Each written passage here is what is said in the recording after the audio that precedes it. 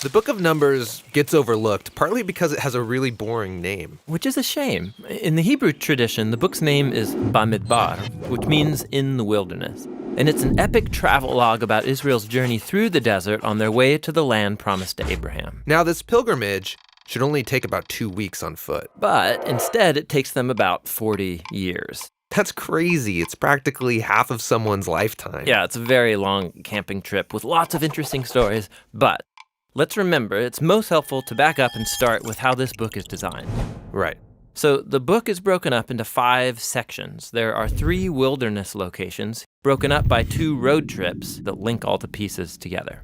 The first wilderness section is Mount Sinai, right here on the map. And then in the second section, they travel to a region called Paran. A whole bunch of things happen here in the wilderness of Paran. And then in this 4th section is Israel's road trip to Moab. The book ends with a large section in the wilderness of Moab, right across the Jordan River from the Promised Land.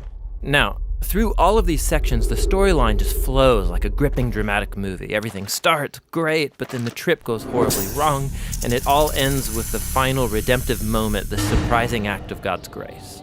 So let's jump into this story. It all begins at the wilderness at Mount Sinai, and we've become really familiar with this mountain. Yeah, if you remember, Israel came here after Egypt, and they formed a covenant with God here, got the 10 Commandments here, built the tabernacle here, and they've been at this mountain for 1 full year. And now they take a census to number the people as they prepare to leave. Right, and they're given these instructions for how to organize all those people in the camp.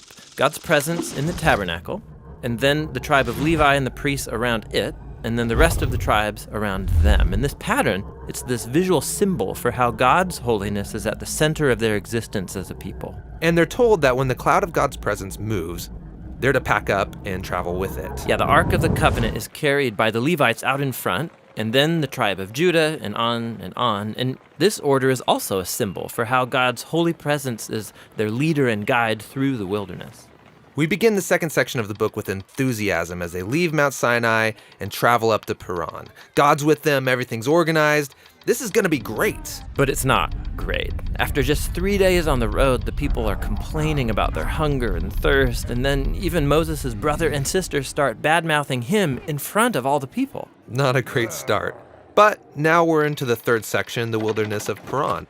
This is where they send the 12 spies to scout out the Promised Land. 2 of those spies come back, and they're really optimistic. But the other 10 are freaked out, and they don't trust God, and they go around saying, we're going to get annihilated in there.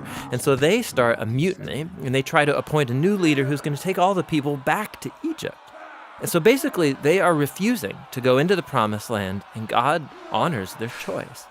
He says that this generation is going to wander for 40 years and die in the wilderness, and only their kids will get to enter the Promised Land. You know, this story here gets brought up many times in the Bible by different authors. Yeah, and it always serves as a reminder that while God remains faithful to his people and his promises, he will honor their choices. He'll let them waste their whole lives if they choose to live in rebellion. Okay, so the trip's been a disaster so far. And it gets worse here in this 4th section as they're traveling to Moab. Even Moses has a moment of rebellion and is disqualified from entering the Promised Land. Then there's another rebellion among the people that results in this snake attack. And what makes all these rebellions even worse is that every step of the way, God has been providing. He's been offering forgiveness. He's been giving them food and water and this crazy stuff called manna. Yeah, what is that stuff? Yeah, no idea. But in spite of all this, they keep complaining, and they say that they wish they had died in slavery in Egypt. If I was God, I would just give up on these guys. You would think. But that's what makes this story in the final section so surprising.